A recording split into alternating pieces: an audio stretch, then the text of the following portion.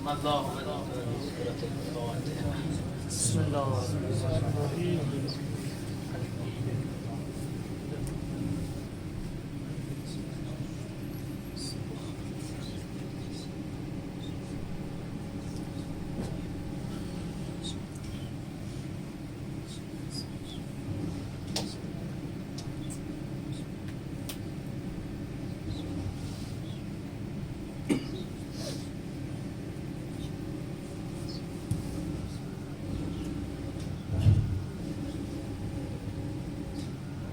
لا حول ولا قوة إلا بالله العلي العظيم.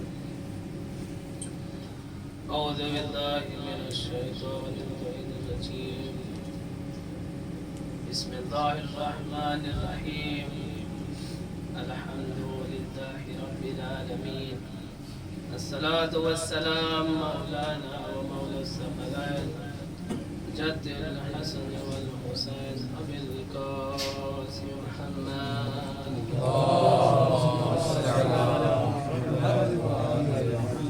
وعلى أهل بيته الطيبين الطاهرين المعصومين المظلومين ولعنة الله على أعدائهم أجمعين من الآن إلى قيام يوم الدين. أما بعد فقد قال الله تبارك وتعالى في القرآن المجيد. بسم الله الرحمن الرحيم. وإذ ابتلى إبراهيم ربه بكلمات فأتمهن قال إني جاعلك للناس إماما قال ومن ذريتي قال لا ينال أحد الظالمين. صلوات عليه اللهم صل على محمد. اذان محترم طلاب عزیز، یقیناً آپ لوگ مجھ سے بہتر جانتے ہیں میں ایک ادنا سا طالب علم آپ کے سامنے پیش ہوں. وہ خداوند عالم قرآن مجید میں ارشاد فرما رہا ہے کہ ہم نے ابراہیم کا چند کلمات کے ذریعے سے امتحان لیا. وہ خدا ارشاد فرما رہا ہے جس نے اس زمین کا فرش بچھایا، آسمان کا سامیانہ لگایا. وہ خدا ارشاد فرما رہا ہے جس نے دریاؤں کو رواں دواں کیا، جس نے سمندروں کو لہریں عطا کی. وہ خدا بند عالم ارشاد فرما رہا ہے جس نے پرندوں کو بولنے کی قوت عطا کی. وہ پروردگار عالم ارشاد فرما رہا ہے جس نے درختوں کو وہ قوت عطا کی کہ وہ پھل پیدا کر سکے. وہ پروردگار عالم ارشاد فرما رہا ہے جس نے پوری کائنات کو خلق کیا. وہ خلق کس کے صدقے میں کیا؟ محمد اور آل محمد کے صدقے میں. یعنی چرندوں کو خلق کیا محمد اور آل محمد کے صدقے میں، پرندوں کو خلق کیا محمد اور آل محمد کے صدقے میں، زمین کو خلق کیا محمد اور آل محمد کے صدقے میں، آسمان کو خلق کیا محمد اور آل محمد کے صدقے میں، دریاؤں کو خلق کیا محمد اور آل محمد کے صدقے میں، پرندوں کو خلق کیا محمد اور آل محمد کے صدقے میں، پوری کائنات کو خلق کیا محمد اور آل محمد کے صدقے میں. اور پوری کائنات میں یہ انسان جو اشرف المخلوقات ہے اس کو بھی پروردگار عالم محمد اور آل محمد کے صدقے میں خلق کیا ہے. ایک صلوات پڑھے احمد آل محمد پر.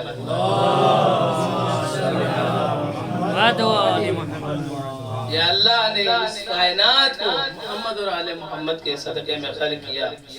عزیزان محترم، دو چیزیں ہوتی ہیں. انسان دو چیزوں میں سے ایک چیز کی طرف زیادہ بھاگتا ہے. ایک ہوتا ہے فائدہ اور ایک ہوتا ہے نقصان. کسی بھی مذہب کا انسان ہو وہ یہ چاہتا ہے کہ میرا فائدہ ہو. کسی بھی مذہب کا ہو، کسی بھی ملت، کسی بھی قوم کا ہو، وہ یہ چاہتا ہے کہ میرا فائدہ ہو، میرا نقصان نہ ہو.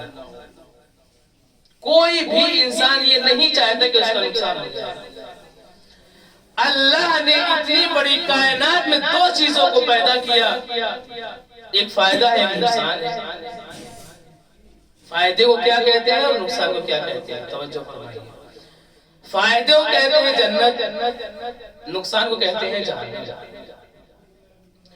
اب جو مومن ہے صالح ہے، نیک کام انجام دیتا ہے، اس کو جنت ملے گی، اور جو خدا اور اس کے نیک اور صالح جو مقرر بندے ہیں ان کا انکار کرتا ہے اس کو جہنم ملے گی۔ ہم نے پوچھا روزہ کیوں رکھ رہے ہو؟ کہ جنت کے لیے۔ نماز کیوں پڑھ رہے ہو؟ جنت کے لیے۔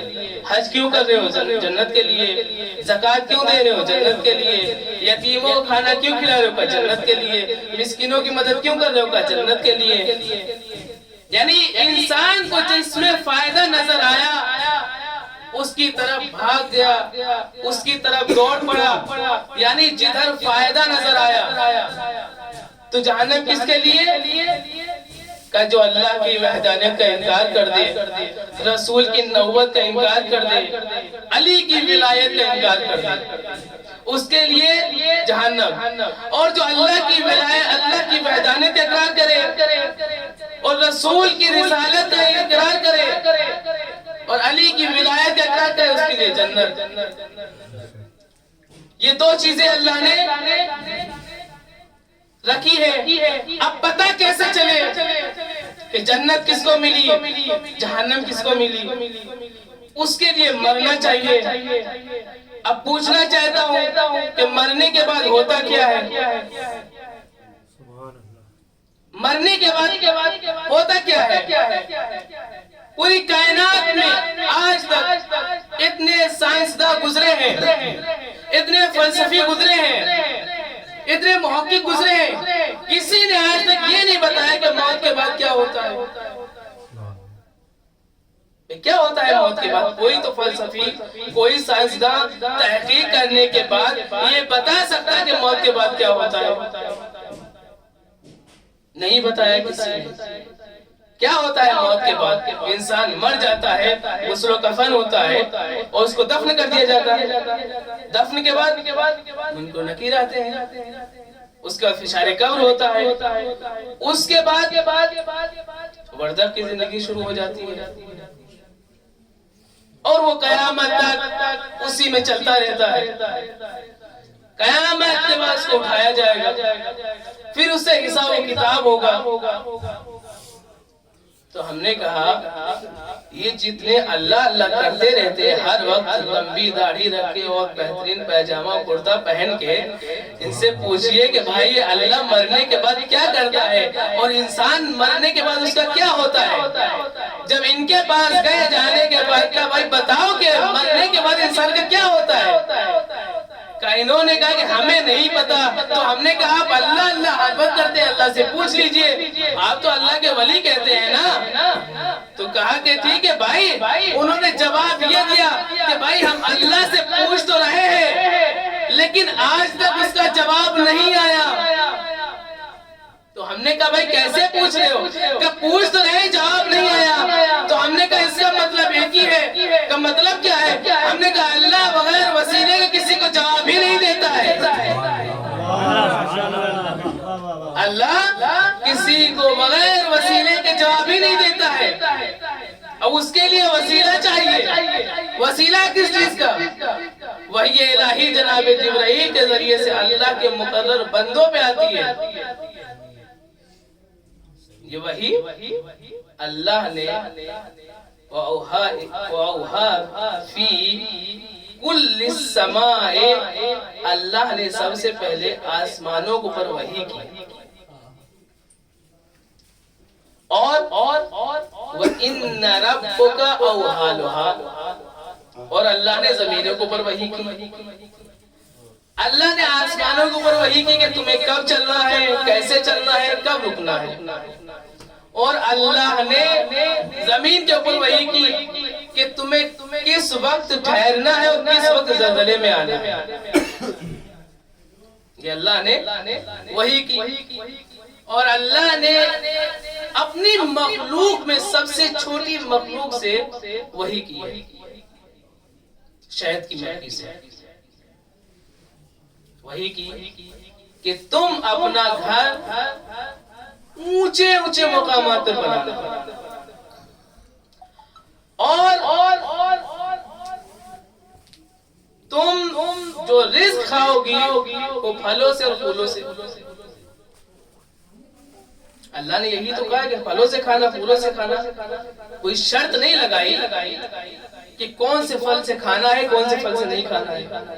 اللہ نے یہ نہیں کہا کہ اس والے پھل سے کھانا کیونکہ یہ اچھا پھل ہے اور اس والے پھل سے نہیں کھانا کیونکہ یہ زہریلا پھل ہے۔ اللہ نے نہیں کہا ہے نا۔ اللہ نے یہ نہیں کہا اس مکھی سے کہ تم اس پھول پہ بیٹھنا، یہ اچھی خوشبو دیتا ہے، اس پھول پہ نہ بیٹھنا، یہ خراب خوشبو دیتا ہے۔ اللہ نے تو نہیں کہا ہے۔ مکھی کو اختیار ہے کہ وہ کس چیز پہ جا کے بیٹھ جائے، کس پھول پہ جا کے بیٹھے، چاہے اچھے والے پھول پہ جا کے بیٹھے جس کی اچھی خوشبو ہے، یا اس پہ جا کے بیٹھے جس کی زہریلی خوشبو ہے، یہ تو مکھی کو اختیار ہے نا۔ تو عزیزان محترم، اللہ نے یہ شرط نہیں لگائی، لیکن پھر بھی اللہ نے مکھی کو یہ حکم دیا اور وہ جا کے اس سے عرق لے کے آتی ہے، اور اللہ نے کہا ہم اس سے مشروط نکالیں گے، اس کے پیڑ سے مکھی کے، اور فیہا شفاء للناس، اور لوگوں کے لیے اس کو شفا قرار دیں گے۔ ایک صلوات پڑھے عظمت آل محمد۔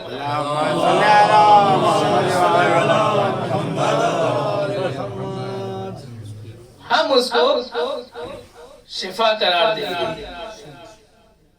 یہ اللہ نے وحی کی مکھی کے اوپر، اللہ نے وحی کی مادر موسیٰ کے اوپر۔ جناب موسیٰ علیہ السلام کی ولادت سے پہلے کئی ہزار فرشتوں، کئی ہزار بچوں کو قتل کر دیا گیا تھا۔ کس لیے؟ کہ بادشاہ کے نجومیوں نے اس کو یہ خبر دی کہ ایک ایسا بچہ پیدا ہونے والا ہے جو تیری سلطنت کو تباہ اور برباد کر دے گا۔ تو بادشاہ نے کیا کیا؟ ہر گھر کے دروازے کے اوپر ایک سپاہی لگا دیا کہ اگر کسی گھر میں کوئی بچہ پیدا ہو مجھے خبر دی جائے، اس بچے کو قتل کر دیا جائے۔ کئی ہزار بچوں کو قتل کیا گیا، لیکن وہی مثال دی جاتی ہے کہ جس کو اللہ رکھے اس کو کون چکے۔ اللہ نے بھی کہا اے فرعون، ہم تیرے ہی دربار میں، تیری ہی آگوش میں اپنے نبی کی اگر پرورش نہیں کروا دی تو مجھے اللہ نے کہا۔ اللہ نے جناب موسیٰ کی ولادت ہوئی، اور جناب موسیٰ کی ولادت کے بعد مادر موسیٰ کو الہام ہوا، الہامی صورت میں وحی ہوئی، اے مادر موسیٰ، موسیٰ کو ایک صندوق میں رکھ کے دریائے نیل کے حوالے کر دیجئے۔ دیکھئے ماں ہے، آئیں صندوق میں جناب موسیٰ کو رکھا اور دریائے نیل کے حوالے کیا، اور پیچھے مڑ کے دیکھا اور چلی گئی۔ لیکن جناب موسیٰ کی بہن ہے، غالباً ان کا نام کبرا ہے، وہ اس صندوق کے ساتھ ساتھ چلتی رہی۔ جب صندوق کو دیکھتی رہی کہ صندوق کس طرف سے جا رہا ہے، دریائے نیل کے حوالے چلتی رہی۔ کیا دیکھا؟ دریائے نیل کے کنارے پہ فرعون کا دربار تھا، وہ اس دربار کی دیوار کے پاس ٹھہر گئی، اور اب کیا دیکھتی ہے کہ جناب موسیٰ اور نعوذ باللہ استغفر اللہ، صلوات پڑھے عظمت آل محمد پر۔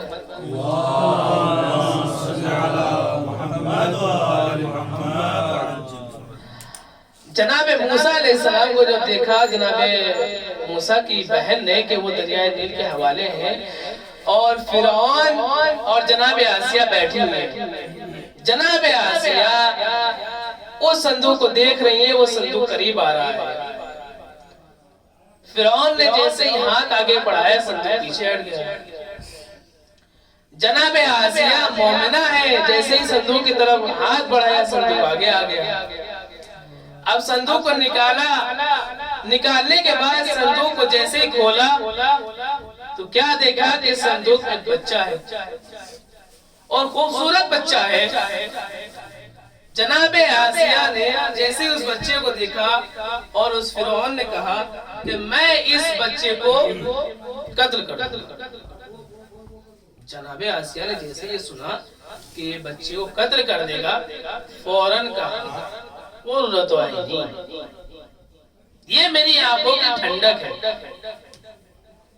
میں اس بچے کو پالوں گی۔ جناب آسیہ نے کہا میں اس بچے کو پالوں گی۔ جناب موسیٰ علیہ السلام کو لے کے دربار میں آئیں، ان کی بہن جناب موسیٰ کی منظر دیکھ رہی ہے، اور جناب موسیٰ کو جو دربار میں لائیں، اب آتی بچے کو دودھ پلانے کی باری۔ بچے کو دودھ کیسے پلایا جائے؟ دائیوں کو بلایا گیا کہ آئیں دودھ پلائیں، لیکن کسی بھی دائی کا جناب موسیٰ نے دودھ نہیں پیا۔ جناب موسیٰ کی بہن یہ دیکھ رہی تھی، جناب موسیٰ کی بہن گئی اور جانے کے بعد کہا جناب آسیہ سے کہ کیا میں ایک دائی کو جانتی ہوں، اس کو لے کے آؤں؟ جناب آسیہ نے کہا جاؤ لے کے آؤ، بلکہ لے کے آؤ نہیں جلدی لے کے آؤ۔ جناب موسیٰ کی ماں کے پاس جناب موسیٰ کی بہن آئی، آنے کے بعد کہا مادر گرامی جناب موسیٰ کسی کا، میرے بھائی کسی کا دودھ نہیں پی رہے ہیں، یعنی کسی دائی کا دودھ نہیں پی رہے ہیں۔ میں نے ان سے کہا میں ایک دائی کو جانتی ہوں، آپ میرے ساتھ چلیے۔ اس وقت پروردگار عالم نے کہا وَأَوْحَيْنَا إِلَىٰ أُمِّ مُوسَىٰ، ہم نے مادر موسیٰ کے اوپر وحی کی کہ جاؤ اور جا کے موسیٰ کو دودھ پلاؤ۔ ایک سلوات پڑھے عظمت آل محمد۔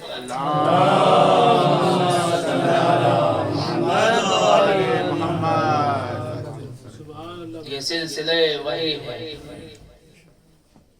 اپنے حبیب سے پروردگار عالم کہہ رہا ہے، کیا کہہ رہا ہے؟ اے میرے حبیب، کیا تم نے نہیں دیکھا کہ ہم نے لشکر ابرہا کے اوپر کیسے اپنے چھوٹے چھوٹے پرندوں سے اور ان کی چھوٹی چھوٹی چونچوں میں اور چھوٹی چھوٹی کنکریوں کے ذریعے سے عذاب نازل کیا؟ اے میرے حبیب، کیا تم نے نہیں دیکھا کہ میں نے زمین کو، آسمان کو حق کے ساتھ خلق کیا؟ اے میرے حبیب، کیا تم نے نہیں دیکھا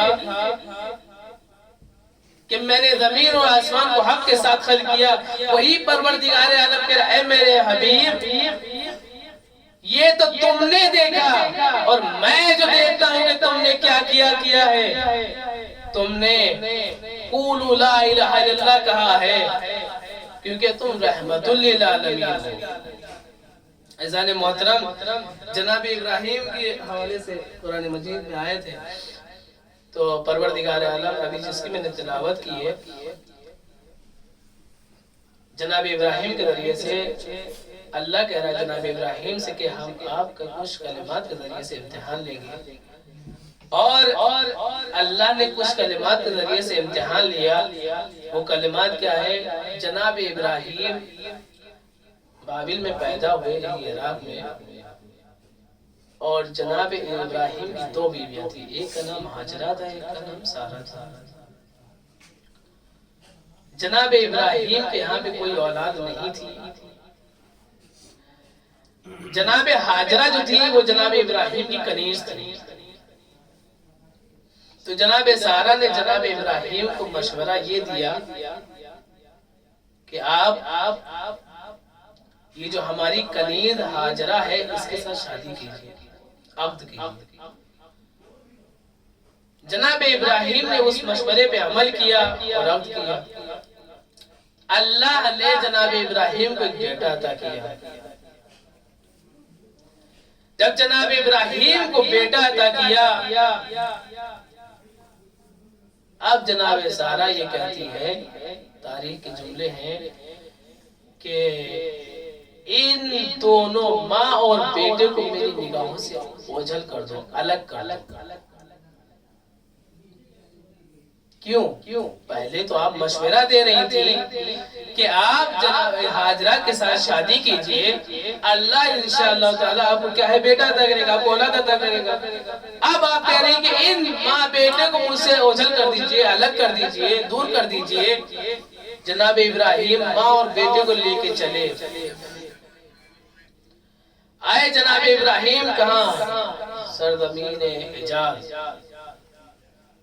مکہ کی سرزمین پہ، اور ایسی سرزمین پہ آئے جہاں دور دور تک آبادی نہیں ہے، پانی نہیں ہے، ایسی زمین پہ لا کے جناب ابراہیم نے جناب حاجرہ کو تھوڑا سا پانی ہے اور کھانا ہے چھوڑ دیا وہیں پہ، اور پھر واپس چلے گئے شام کی طرف۔ اب جناب حاجرہ ہے، جناب اسماعیل ہے۔ جناب اسماعیل تھوڑا سا پانی ہے، تھوڑا سا کھانا ہے، کتنے دن تک چلے گا؟ جناب ابراہیم چھوڑ کے چلے گئے، پانی ختم ہو گیا، کھانا ختم ہو گیا۔ اب جناب حاجرہ پریشان ہے، بچے کو پیاس لگی ہوئی ہے، ماں بچے کے چہرے سے پہچان لیتی ہے کہ اس کو کب پیاس لگتی ہے، کب اس کو بھوک لگتی ہے۔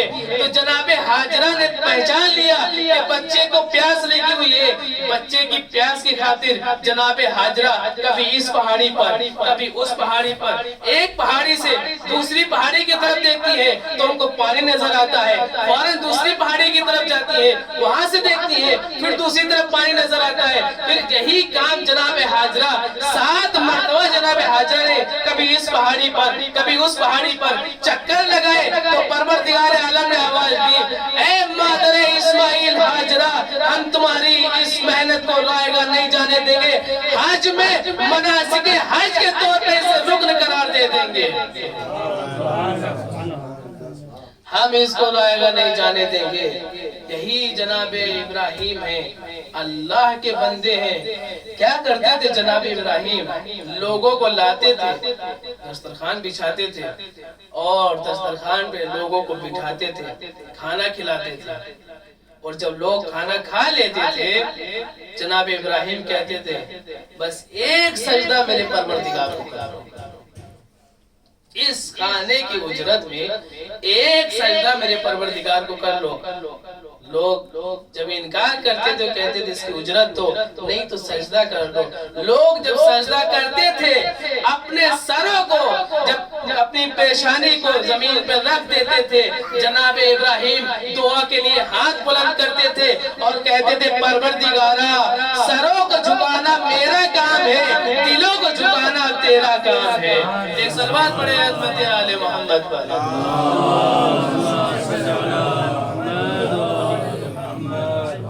جناب ابراہیم جن کو عہدہ امامت اللہ نے عطا کیا اور اللہ نے ان کی ذریت میں عہدہ امامت کو رکھا، اسی لیے رسول نے فرمایا میرے بعد 12 میرے جانشین ہوں گے، خلیفہ ہوں گے۔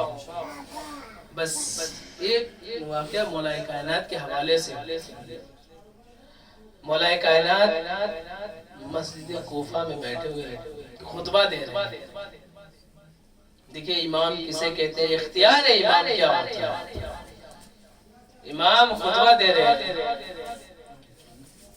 اور ایک شخص ہے وہ آیا، امام کے پاس آنے کے بعد کہتا ہے، ریشمی لباس پہنے ہوئے ہے اور سامنے داخل ہوا، داخل ہونے کے بعد کہتا ہے کہ کون ہے جس کی ولادت خانہ کعبہ میں ہوئی، کون ہے جو مطالب کا لال ہے۔ جب اس نے اس طریقے سے القابات سے مولا کائنات کو بلایا تو مولا کائنات کہتے ہیں میں علی ابن ابی طالب ہوں، میری ولادت خانہ کعبہ میں ہوئی ہے۔ تو مولا کہتے ہیں تو کس کام کے لیے آیا ہے بتا؟ وہ کہتا ہے مولا میں ایک جوان کی میت لے کے آیا اور آپ اس کو زندہ کر دیجئے۔ تو مولا نے کہا کہ تم اس لیے آئے ہو کہ میں اس کو زندہ کر دوں اور اس سے یہ پتا چلے کہ اس کو کس نے قتل کیا ہے، میں بتا دیتا ہوں اس کو کس نے قتل کیا ہے۔ اس نے کہا نہیں مولا مجھے اس کو زندہ کرانا ہے۔ جب مولا کائنات نے کہا ٹھیک ہے تمہیں اس کو زندہ کرانا ہے، کہا ٹھیک ہے جاؤ، جناب میثم سے کہا وہ جعفر آج رات اس کو اپنے گھر مہمان بنانا اور کل صبح کوفے والوں سے کہہ دینا کہ نماز فجر کے بعد علی سرزمین نجف میں جائے گا، اس میت کو لے کے تم وہاں آ جانا اور جس کو بھی میرا معجزہ دیکھنا ہو وہ سرزمین نجف پہ آ جائے۔ تو مولا کائنات نے اعلان کیا۔ دوسرا دن ہوا، نماز صبح کے بعد مولا کائنات مسجد کوفہ سے نکلے سرزمین نجف کے لیے۔ لوگوں نے دیکھا کہ علی جا رہے ہیں نجف کی طرف گروہ در گروہ مولا کائنات کے پیچھے پیچھے لوگ آنے لگے. جناب میثم تمار نے جو ان کا مہمان بنا تھا اس شخص کو لیا اور لانے کے بعد آئے نجف کی سرزمین پہ. مولا کائنات نے کہا اس صندوق کو لاؤ جس میں میت رکھی ہوئی. اس صندوق کو لایا گیا. مولا کائنات نے کہا اس کو کھول دو. آج نجف والے میرا معجزہ دیکھ لیں. مولا کائنات نے نماز پڑھی اور پڑھنے کے بعد اس میت کے پاس آئے. آنے کے بعد کہا اٹھ جا اللہ کے حکم سے. جیسے ہی مولا کائنات نے کہا فوراً وہ میت اٹھ کے بیٹھ گئی.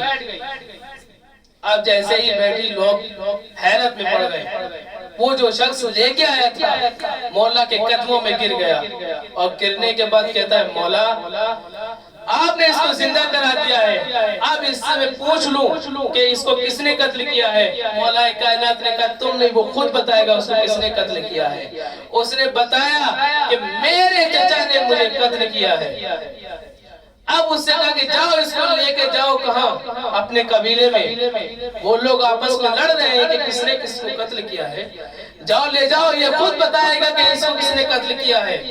اب جیسے اس شخص نے کہا مولا جب میں یہ دیکھ لیا کہ حق آپ کے پاس ہے تو میں اس قبیلے میں جا کے کیا کروں گا. ایک صلوات پڑھے عظمت آل محمد.